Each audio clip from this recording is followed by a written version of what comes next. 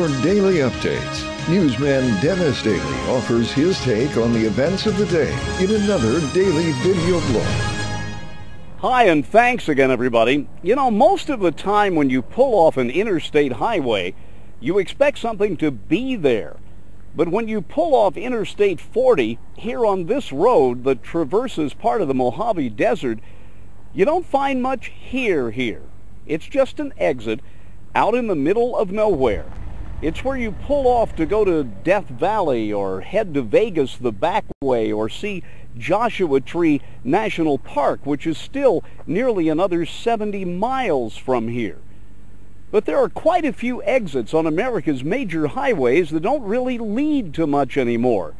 Some were planned and built and never used, and others take you off the road in some pretty odd places. And there are legendary stories about odd off-ramps, and even some that were partially built but never finished. Just northeast of New Orleans, for example, there's a beautiful exit in the middle of a swamp that literally goes nowhere.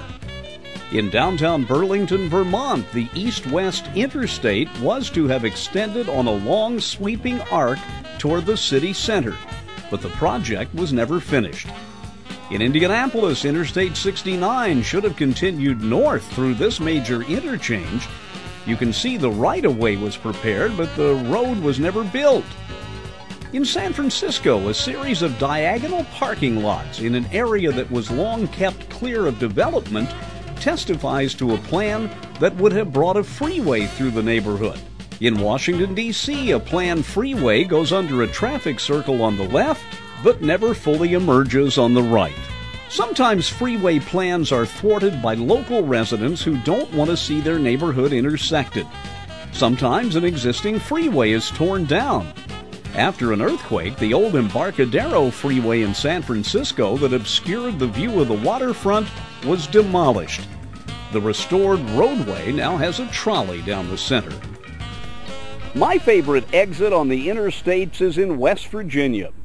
Shortly after they built a new stretch, I drove down the road going from my hometown in Indiana back to Washington, D.C. I pulled off the exit to find that at the end of the ramp was gravel. I'm Dennis Daily with your daily news update.